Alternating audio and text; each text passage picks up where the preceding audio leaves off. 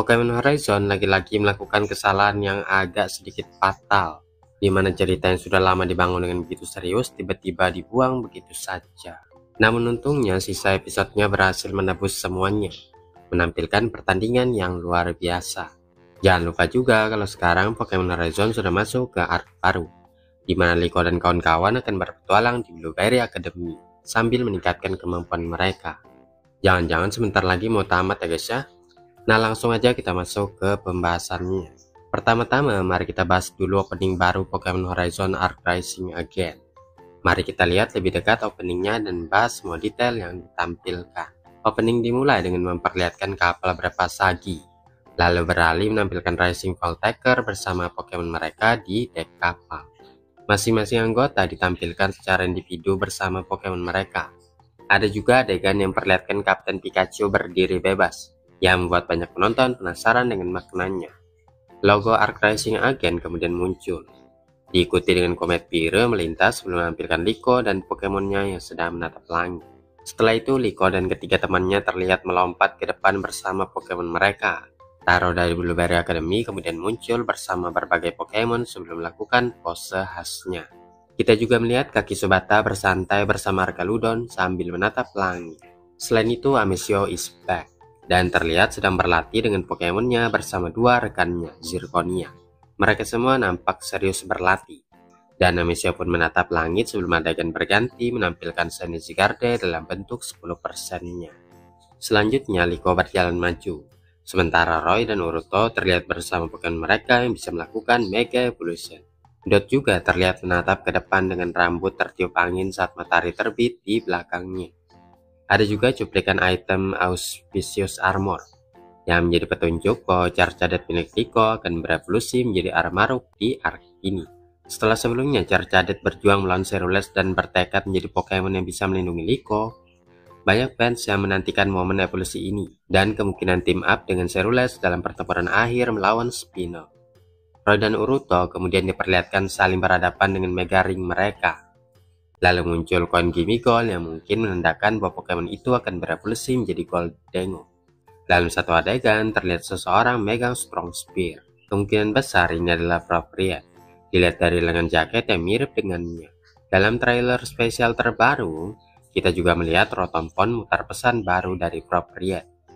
Meskipun belum dipastikan apakah pesan itu asli atau tipuan dari Spinal untuk menjebak Rising Voltaker, kemungkinan besar pesan itu benar-benar dari Propria, dan dia akan kembali di arc ini. Poster terbaru juga menampilkan keberadaan Propria, yang semakin perkuat dugaan bahwa dia akan muncul kembali. Selanjutnya Rakorium terlihat muncul sebelum menampilkan siluet Indy dan Rubella dari The Explorer. Selain itu Shiny Rayquaza bangkit dari langit, diikuti dengan beberapa karakter lain seperti Nemo yang juga akan kembali di arc ini. Liko dan teman-temannya kemudian diperlihatkan bertarung bersama Pokemon mereka melawan Kapten Pikachu. Setelah pertempuran dengan anggota Elite Four, Pokemon Sixeros yang terinfeksi Rakorium terlihat mengamuk lagi.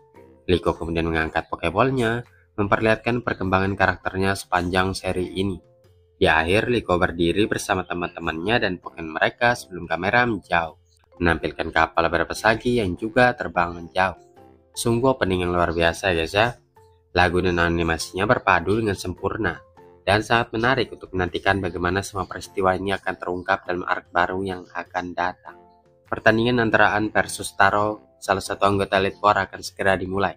An yang kita kira hanyalah pemeran pendukung, ternyata masih memiliki peran penting di Pokemon Horizon. Kalau kalian ingat, dia yang dulunya mengingatkan Liko untuk terus menjaga Pendan.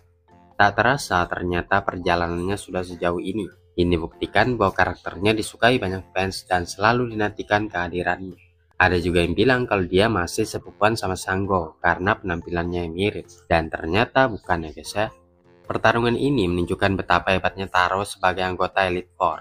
Trik Grass Knot miliknya serta kemampuan untuk memperkuat puzzle dan mainan itu benar-benar mengesankan ya guys ya. Tapi bukan berarti N terlihat lemah. Samurott dan Senseless miliknya juga bertarung dengan sangat baik. Jelas sekali kalau dia sudah banyak berkembang sebagai seorang trainer Pokemon. Sayangnya kita tidak diperlihatkan siapa pemenangnya, karena ceritanya langsung berpindah ke Liko dan teman-temannya yang akhirnya tiba di Blueberry Academy untuk pertama kalinya. Liko dan kawan-kawan sekarang berada di region Unova, Artinya hanya region Sinnoh dan region Alola yang belum dikunjungi sejauh ini. Kalau region Sinnoh sudah cukup banyak ditampilkan, tapi kalau region Alola masih kurang.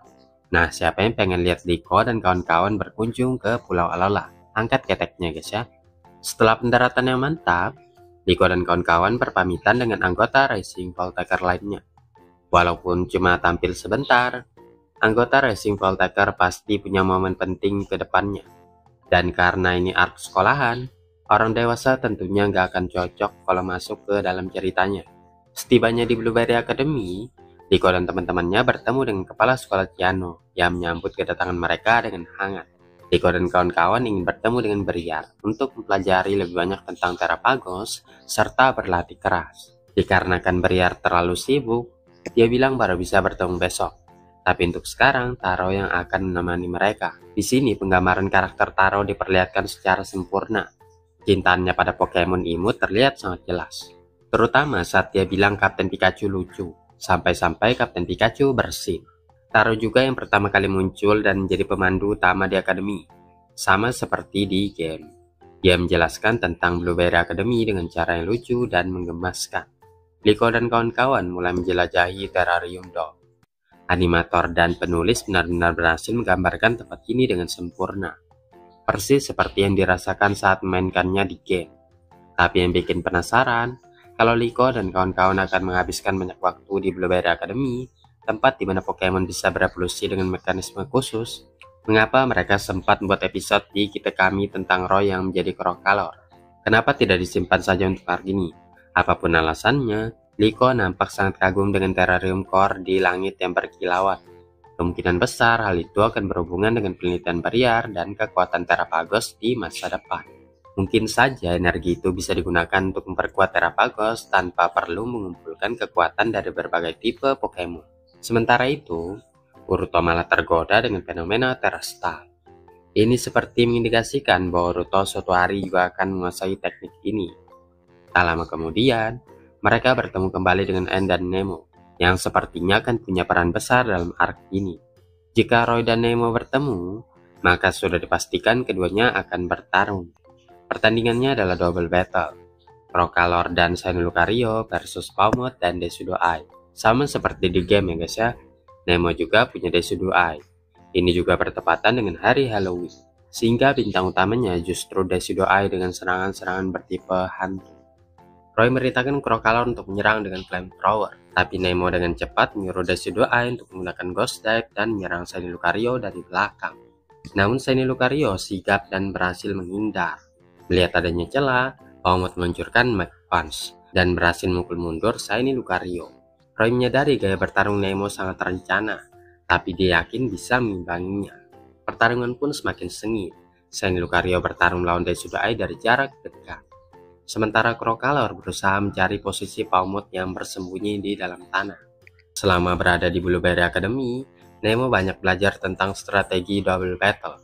Dia milih fokus menyerang satu Pokemon terlebih dahulu agar lebih mudah menang guys ya. Tapi Roy menyadari pola itu dan merintahkan Shiny Lucario untuk menghindar, hingga serangan Pawmot justru menghit temannya sendiri. Kesempatan itu digunakan Crocalor untuk menyerang balik dengan Stomping Tantrum. Lalu Shiny Lucario menambah tekanan dengan Metal Claw. Namun Nemo dengan cepat mengantisipasi dan merintahkan Desudoi untuk menggunakan Spirit Cycle, membuat Shiny Lucario tidak bisa bergerak sama sekali. Saat itulah Pawmot mengumpulkan energi listrik dan meluncurkan All Out Lightning Attack. Serangan itu sangat kuat karena seluruh tenaga Pawmot dilepaskan dalam satu pukulan. Meskipun Shiny Lucario mencoba bertahan, serangan itu terlalu kuat dan akhirnya dia pun tumbang. Akhirnya setelah sekian lama, Roy mengaktifkan Terastal Pokemon lagi untuk Crocalor. Nemo pun tidak mau kalah dan melakukan hal yang sama pada Pawmot. Ketika Pawmot mulai mengumpulkan energi untuk serangan besar, Crocalor mencoba menyerang duluan dengan Flame Charge. Tapi Desudoi menembakkan panah kegelapan untuk menghentikan langkahnya. Namun Roy tidak menyerah. Dengan semangat pantang menyerah, Crocalor berhasil melepaskan diri dan menerjang maju ke depan.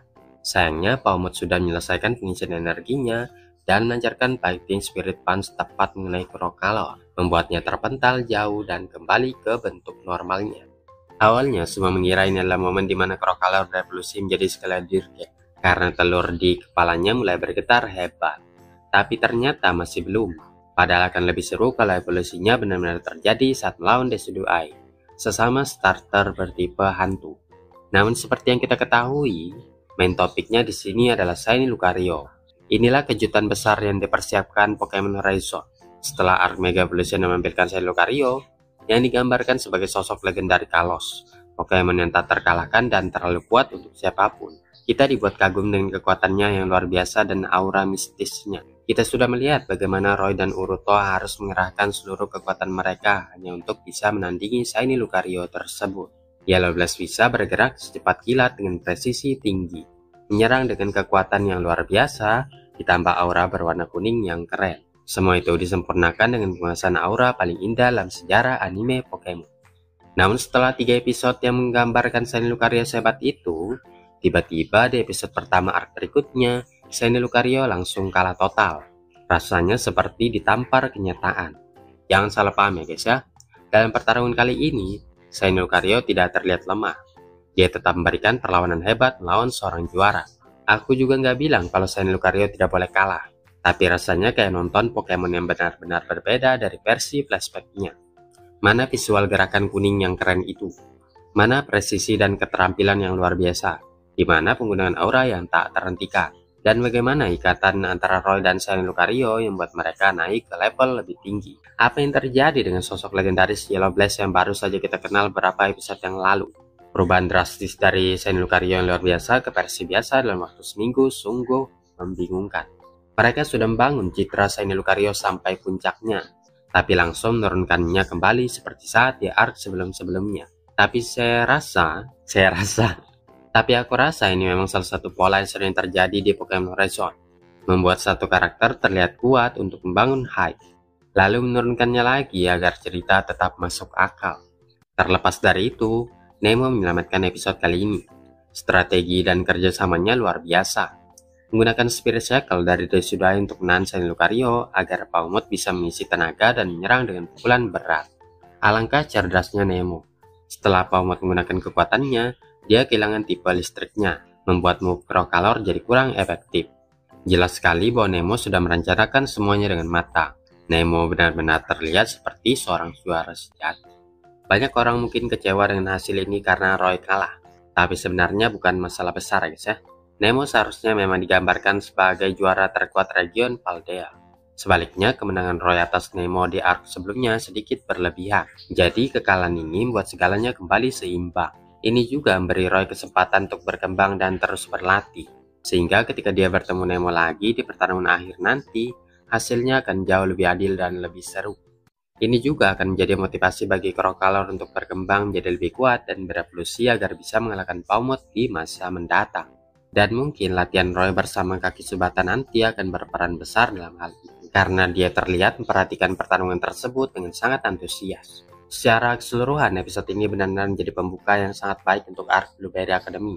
Di sini diperlihatkan perkembangan Anne dan Nemo, sekaligus membuka arah baru bagi perjalanan Liko dan kawan-kawan sambil memperkenalkan karakter-karakter baru serta suasana akademi dengan sangat baik. Dan semuanya dikemas hanya dalam satu episode, luar biasa. Meskipun Liko dan kawan-kawan sudah kuat, mereka masih punya banyak ruang untuk berkembang. Dan itu membuat alasan mereka ingin tetap berlatih di Blueberry Academy terasa masuk akal. Berikutnya, di episode berikutnya, Pokemon Horizon masih melanjutkan petualangan di Blueberry Academy. Liko dan kawan-kawan berkeliling di Blueberry Academy yang sangat luas sekali. Seperti yang kita ketahui, ada 4 area di sekolah ini, yang tentunya dihuni oleh berbagai jenis Pokemon. Selain bertemu dan bermain bersama Pokemon, Liko dan kawan-kawan juga harus menghadapi anggota Elite Four yang tentunya sangat kuat sekali.